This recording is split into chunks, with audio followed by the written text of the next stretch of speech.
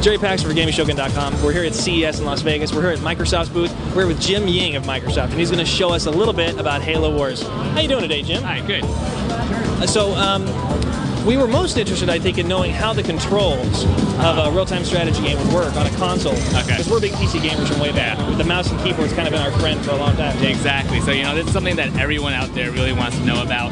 And as a PC gamer myself, I love RTSs, Age of Empires, StarCraft, great games.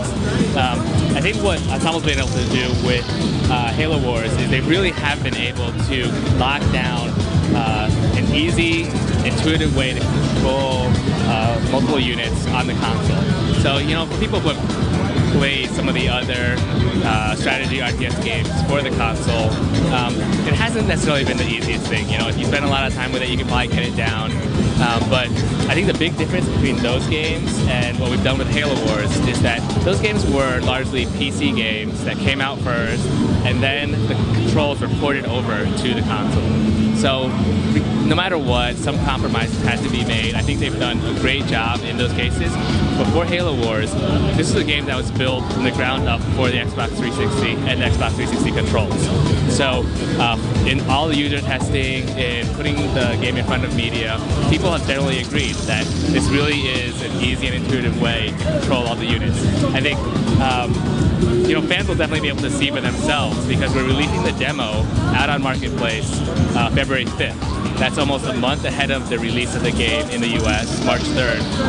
So, I definitely encourage everyone to go out, download the demo, and see for themselves if it's as easy and intuitive as, we're saying it is. So, one of the big challenges of creating a console strategy game is you don't have the mouse and keyboard, so there aren't the multiple ways to choose units if you don't have the easy drag and click of the mouse.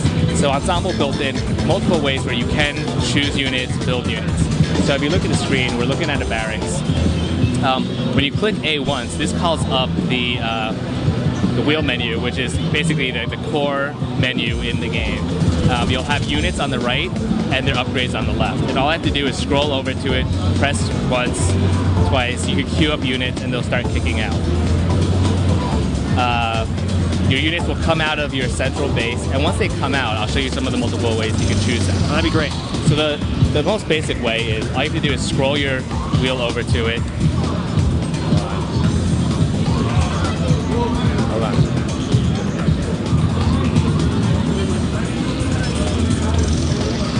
He had changed the rally so that they were going to a different place. The most simplest way is just to go over your unit and press A. Okay, and then that'll select your unit. What you can also do is if you hold down A, it calls up a paintbrush. And any units that you touch with the paintbrush are automatically chosen. Oh, that's cool. Another way is if you click on the right bumper, it'll select all of your local units. So all the units on the screen. If you click left bumper, it'll collect all your global units. So as you see, there's multiple ways to choose units. It really lets you, figure out which of the units you want to select. Another unique thing about the game is that each of the units actually has a special ability. So if we look at the infantry, you can see that aside from their basic X attack, they also have a Y ability, which is to throw grenades. Let's bring a couple of these troops over to the enemy. And so you see, if I select some of these infantry, and I click Y, they'll throw their grenades. Oh, very cool. The Warthogs can ram units. So just like in the first-person shooter, the units do very similar things. And what this does is it adds a layer of tactical strategy to it. It's not just a matter of who can pump out the most units. You also have to think about, when I'm in the combat, which of the special abilities I want to trigger off. And it's definitely a lot more action-based than a lot of your other strategy games because, it does stem from the Halo IP. We definitely want to fulfill as much of that experience as possible. And right. So people are used to having a very kinetic experience. And they'll definitely get that in Halo Wars. Now, as far as the game's in-game camera is concerned, can you show us how it moves around? If it's sure. So this is the highest view that you can go, but if you want, you can also zoom in.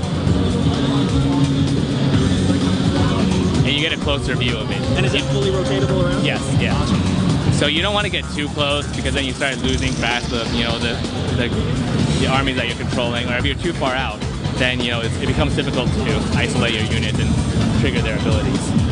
Now, how is the artificial intelligence of your troops? I mean, if you can't control all of them, when they start getting attacked, they will respawn in kind? Yeah, so once you set them in one direction, they automatically attack everything that's in that way. If enemies do come by, they'll automatically start attacking. They won't follow off too far along. But as you mentioned AI, one really cool thing actually is there are varying levels of difficulty to the AI as you play them. And if you're playing skirmish mode, it actually automatically adjusts to how good you are. So people who are strong RTS players, they'll soon realize that, hey, you know what, the computer's getting better at playing me.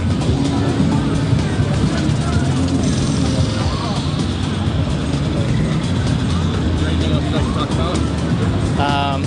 I think the big thing is that 2 days ago we announced through the CES keynote that the demo is going to be dropping on Xbox Live February 5th. The full game coming out March 3rd.